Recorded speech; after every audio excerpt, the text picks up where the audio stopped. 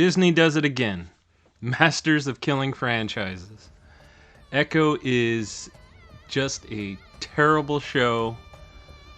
Boring, uninteresting, and we're gonna go ahead and go over this. Let's start with the pros. Now, this is gonna be a spoiler review because some of the things we have to go over on this, the worst things of this, is gonna be at the end of the show, and I'm definitely gonna mention that. So if you don't want to be spoiled by that, I'll let you know after the overview. But we'll start with the pros because that's the shortest list we have on here. Vincent D'Onofrio playing Kingpin. It was nice to see him back in action. Playing as Kingpin, coming back. I don't necessarily love what they did to his character, but I've always liked Vincent D'Onofrio as an actor, and I think he did a good job with what he had in front of him. And the only other positive I can really think about this show was I did enjoy some of the side characters, but unfortunately there was very little time spent with the side characters, probably because of how short the series was. But Scully, a guy who runs a pawn shop, and Echo's cousin named Biscuits, who is a beta male, but I like the guy. He had personality, he had enough charisma for me to come around to liking him. And that's about it. Everything else was just terrible performance. Now, I did hear recently that Alaqua Cox, the one playing Echo, is not really an actress. She just kind of got the role and did the part on Daredevil. All credit to her. I would definitely, if I had a chance to get my own show, take the money, do what I can, even if I don't have the talent to do it, I say take the money and run. It's not your fault. It's Disney's fault for not really caring about their franchise. But her acting ability definitely showed in this, or lack thereof. I know there's only so much you can do when you're signing and doing things, but not being able to speak, that puts so much more importance in your emotion, your facial expressions, showing that you care, you're concerned, you're angry. But for the most part, it's just very like, I'm here, and that's about it. I'm here, I'm annoyed, I'm slightly angry. She gets tearful at one point, but for the most part, it's not a great performance. And because of the sign language, it slows everything down. Simple words, talking, anything, any little action or thing they say, it moves the conversation in a very slow pace. Because of that, obviously the pacing of the show is really slow from it. The fight scenes, some of them started out okay, but then they finished real weird. There was one particularly bad one. You just see, clips, there is literally like they edit, and then all of a sudden Echo and the guy she's fighting jump to another part of the bowling alley, like not looking intentional. It just looks like that was the best cut they could get, and they had to just chop it up completely and make it all look all jumpy and helter-skelter. It looked bad. It looked really bad. That one definitely did stand out. Barely any character development on the show. Again, 5-episode series that she had like maybe one episode with her cousin, and then the biggest, most important character, it seemed to her in the show, Bonnie, they speak once to each other before the very end, and again, they missed some opportunities here that I think they really could have taken advantage of. I mean, yeah, basically most side characters got part of an episode to bond with her, and that was it. And then the ancestor powers, oh my god. So from what I've heard, you've probably heard this if you've been paying attention to anybody talking about Marvel and this show Echo, but Echo's powers were supposed to be that she could, I believe, copy any move she can have. I'm not familiar with the comics, but that's what I had heard, is she can mimic anybody's ability after seeing it, like say fighting Daredevil, mimicking his moves, things like that. And they're like, no, that was too lame. No, she's gonna tap into her ancestors' superpowers. And it just didn't come off really well. Honestly, I may be dating myself here, but It reminded me of an old cartoon I watched in the 80s called Brave Star. Whenever she had to use her powers, anyhow, we'll go over that. And the final thing, the climax. Oh my lord. I've never seen such a just flat out blowing of an ending. Something you build up to this climax and it is such a letdown. I won't get into it yet in case there are some of you who actually do want to watch the show and don't want anything spoiled, but if you don't want any spoilers, now is probably the best time because I'm about to get into more detail now. But overall, this show was a mess. Let's get to the breakdown here. Episode 1. So it opens with Maya, who's Echo. I'll be calling her Maya from now on, or try to at least. As a little girl with her cousin Bonnie. Bonnie's telling a story of their first ancestor, who looks like, I don't know, some sort of mud people. This ancestor holds up a giant collapsing rock to save her people, and they walk out of the cave and they turn into humans somehow. So that was her ancestor's origin. Then Maya and her mom decide to go to the store on a rainy night to get chocolate, but truck's brake lines were cut and bam, they crash. Mother dies. Maya, who is strangely calm for having a big shard of glass impaled into her leg, reaches out to feel her mom. I don't know if she was checking her pulse or whatever she was doing, but wasn't in any pain. Maybe she was in shock. But, reaches her mom. Mom's dead. Next thing you know, they're showing them in the hospital. Maya's grandmother goes to visit, sees the father, yells at him, blames him for his underworld connections, and he's the reason why they died, because the brake lines were cut for him, not for, the mother that passed away. Grandmother's pissed off. She can't stand them. Maya's family moves to New York, her and her father, I guess, at this point. They move to New York, and then the next 20 minutes is just a long recap of what happened in the Hawkeye series, which eats up about half the episode time here. Get to watch Maya's father die again, and they added a few new clips. Maya being mentored by the Kingpin. Wilson Fisk trains her to be a killer, gives her her first killing assignment, and, she snaps a guy's neck, and all of a sudden she's like, bam, I am into it. Let's do this. And that's when they show Daredevil. He shows up, they fight, and at the end of the fight, Daredevil throws some shelves on her and has her in an opportunity where he has the upper hand. And for whatever reason, the fighter and protector of the Hell's Kitchen decides to just get the hell up and just get the fuck out of there. He's like, oh, I know you killed a few people just now, but just gonna get out of here before you tap into that girl boss ancestor energy you have, and before I get humiliated again by Disney. We see Maya shoot Kingpin again, and then 5 months later, Maya's in a random truck stop for Lord knows why, no explanation given. She's got a bad stomach wound and decides to hop back onto her motorcycle so she can jog back to her hometown in Tamaha, Oklahoma. There, spends the night, stitches herself up with some dental floss, and then goes to sleep. Wakes up the next morning, Biscuits is checking on the house, who's her cousin, and gets surprised by her. But she explains to him, hey, I don't want people to know I'm in town here, alright? So you just better keep it on the down low. We don't want anybody finding out.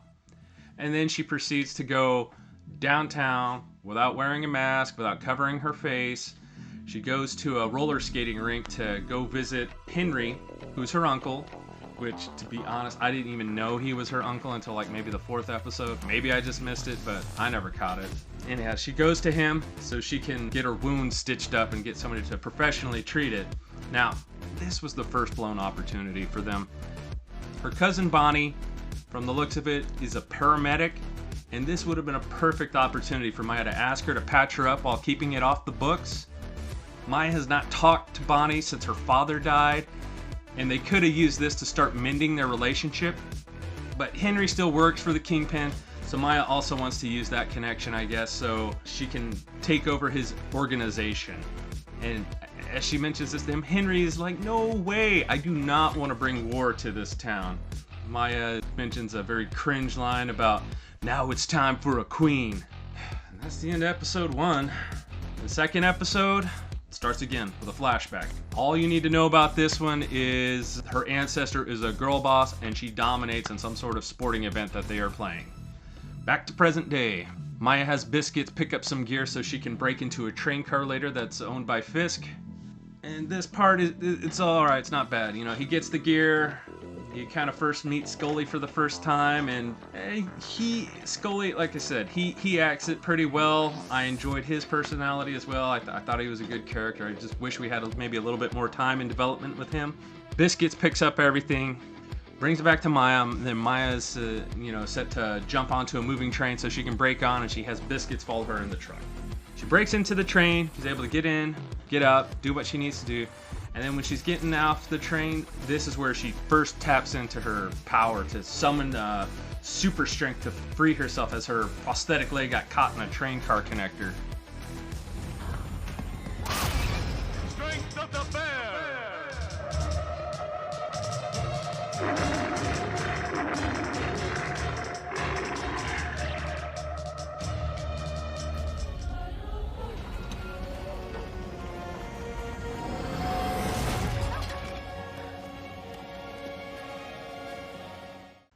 She makes a big leap to get off the train, but man, this did not make sense. I mean, she jumps off, fine, hits the top of the car, and, breaks the windshield, and she flies off, and you don't really see what happens. I thought she maybe flew into the bed of the truck. Like I said, they didn't really show it. And all of a sudden, Biscuits just swerves the truck real fast to stop. He turns around, looks in the bed of the truck. There's nobody in there. And then all of a sudden, out of nowhere, Maya starts climbing up onto the bed of the truck to climb into it. And I'm like, what the hell were you hanging on to that let you do that? Again, they didn't show it, but whatever. I guess we'll just suspend our disbelief for this part as well. So what Maya had actually done, she set a bomb on that transport for one of Kingpin's weapons, and it goes off to its facility, loads it. Two guys open it up, and one of the Kingpin's henchmen, Zane, he's walking out of the warehouse, and boom, blows it up. Killed a lot of guys in that warehouse. Now Henry's in trouble because this seems to affect down his line and have some responsibility on him. And he's starting to take flack, and he's having to try to cover up for this mess that Maya created now. And with this, Maya goes back, sees Scully, the guy who owns this pawn shop, and he seems to be technologically inclined. They show it earlier with some of the creative things he has and he's created. So he's able to put together a temporary leg for her to use, and she asks him to design a leg for her. With this, I was like, all right, cool. Scully, he knows how to create things. Maybe she had him put together some sort of epic design. Maybe it's going to have blades on it. Maybe it's going to have, I don't know, some sort of gadget or function with it. Later on, when she gets the leg back, no. All he did was just made a leg for her. Gave her some sort of weird symbol, I guess, to represent their culture or their tribe, and then that's it. Nothing supernatural about it, nothing otherworldly, nothing high tech. It's just another leg I guess she can run a little bit better on. After this, Henry meets up with Maya. She tells him she has everything under control and she's the one who has all the power now. She'll start and end this war when she wants. And that's when Henry's like, you're acting just like Fisk. And then, yeah, that's pretty much the end of episode 2. Episode 3 starts with a silent film about the Light Horsemen, who are the police of the Native Americans, I believe is more or less what they summarized it as. Another one of Maya's ancestors wants to be one of these Light Horsemen, but she's told she is a life giver, not a life taker. So the Light Horsemen go to stop these bandits, but oh, lo and behold, there's an ambush. They're dying left and right. All of a sudden, the girl boss ancestor has to show up and save the day. Now, with this arc, I wouldn't have had a problem if she came up with a gun, because I think anybody can fire a gun and they can do it competently. But the problem I had with this is that when she comes up to save the day, she doesn't flank the bad guys. She doesn't, take them by surprise in any other way. She comes straight at the top of this ridge or hill or wherever they're standing, stands on top of 2 rocks in the open, taking no cover, and she just starts shooting them like it's nothing. And it's it's just like you see all these other people who are hiding behind cover and having bullets hitting the cover because they're aiming pretty damn close to them. You would think somebody who's standing out in the open on top of 2 rocks would be an easy target, but hey, I don't know, maybe that's part of her power too. She can bend the bullets to go around her. I don't know. Annie Oakley, I guess, has amazing vision and accuracy, and that's a power that Maya's gonna tap into later. Back to current times.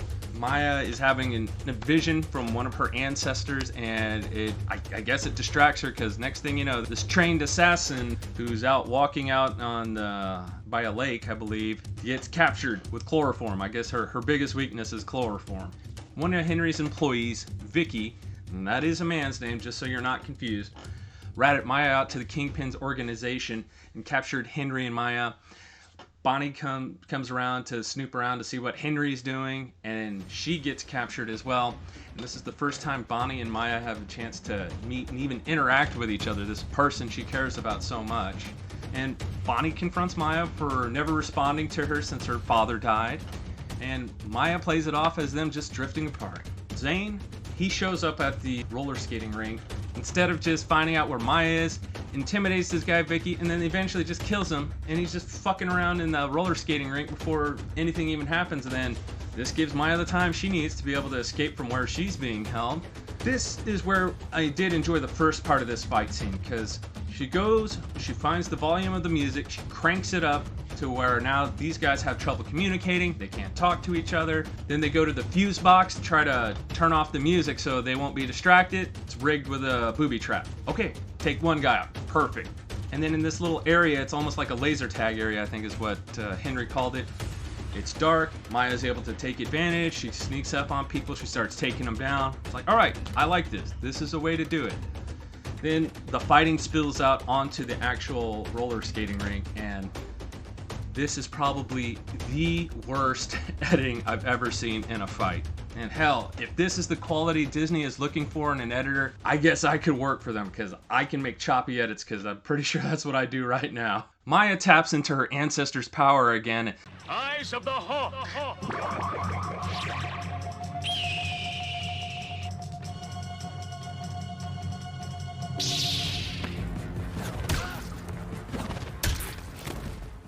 This time she's using skee balls to pick these guys off with precision and accuracy. They have a gun to Henry's head.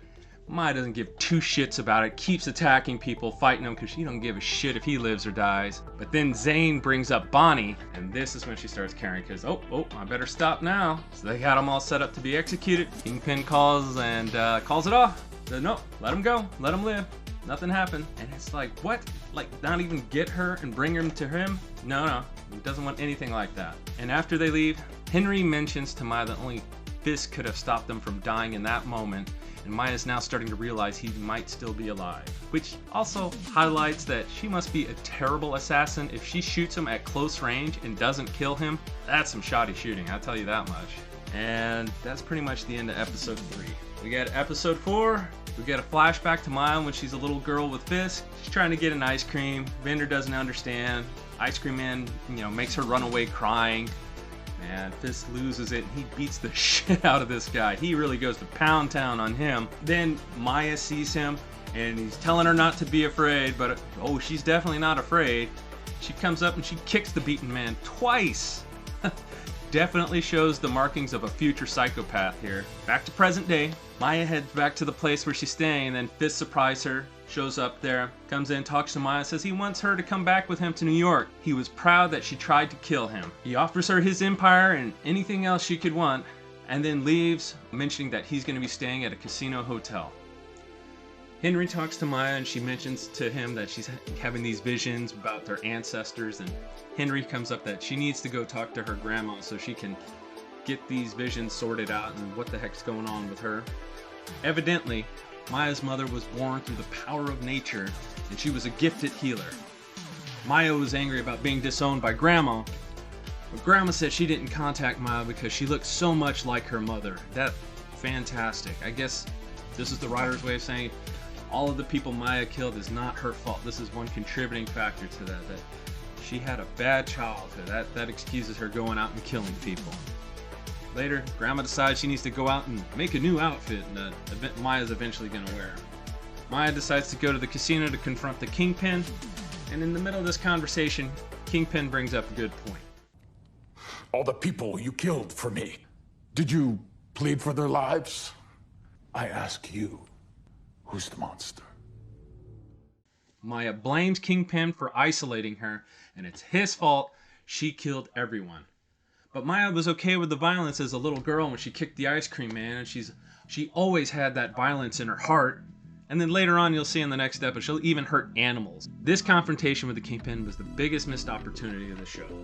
There was a real chance to have Maya feel remorse for all the crimes she'd committed at this point, and show that actions do have consequences. This could have been Maya's chance to start her redemption in a meaningful way. She could have owned that she had done some really terrible things, and now needs to repent for the rest of her life. Well, Kingpin is evidently the most forgiving man ever. Kingpin then offers Maya a chance to kill him, but she doesn't, so I guess that's growth. That's pretty much the end of episode 4. Episode 5, we get another flashback. For this one, we can see Maya's psychopath tendencies again. Shows her hurting a bird with a slingshot and a rock, and then she brings that bird to her mother and asks her to heal it. Knowing this little psycho, she probably just wants to hurt the damn bird again. Back in the present, Fisk bumps into Maya's grandmother and starts talking to her. I wonder what this is leading to. Maya, who left town, gets a message from Biscuit saying that Bonnie and their grandmother are missing.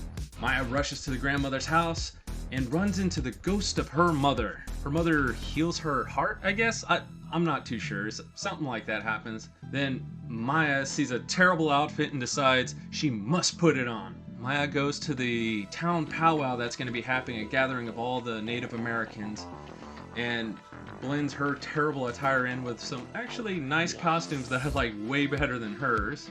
The Kingpin has people at this event. He has 2 vans set up with at least 10 people in each van, and he's got Zane on top of an RV with a rocket launcher. Not in plain sight yet, but it will be eventually. Mike confronts Kingpin, which is odd having a climactic encounter with Bonnie having to do the sign language for it. And this epic final showdown concludes with Henry killing Zane with 1 shot.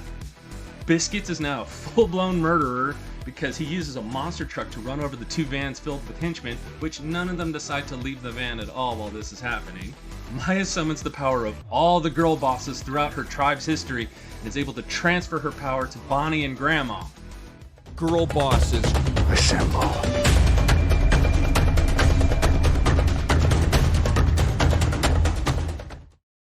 And man, there is nothing quite like seeing an 80-year-old woman throwing a guy up into the ceiling and watching Bonnie kick ass with no fighting experience. Then the epic showdown with Kingpin with Maya using the power of heart? Maya enters a memory of the Kingpin, which he uses to fuel his rage, and that's hearing his father beat his mother. And she tells him to just forget the past. And evidently this power heals his heart and heals his eye and heals whatever the hell else. Finish him. Flawless victory. Friendship. Friendship. And that's pretty much the show. There is a post-credit scene. There are some political pundits talking. I wish the political pundits had really said, what New York really needs now is a guy standing 6 feet 7 inches tall, weighing 450 pounds, is bald, and is an entrepreneur in New York. Because Lord knows they were just painting this as Kingpin getting in the race for mayor in New York. That's that. What a waste of a show. They really could have been creative with this. They could have given Maya maybe an internal dialogue to let us know at least what she was thinking instead of her having just a blank look on her face when people were talking. Or maybe even the ability to read lips so dialogue would flow a little bit better and just have a chance to move the story along a lot quicker. They could have given her a great hero's journey to redemption. They even had an example of this in Falcon and Winter Soldier. You get to see Bucky's pain and anguish from being brainwashed and killing people. Instead, Maya is a Native American and can tap into her ancestors, and that's all she needs to be a hero now. I don't know why I'm still surprised. That's just what Disney does now. Well, thanks for letting me get this off my chest. Let me know what you guys think in the comments. For now, take care.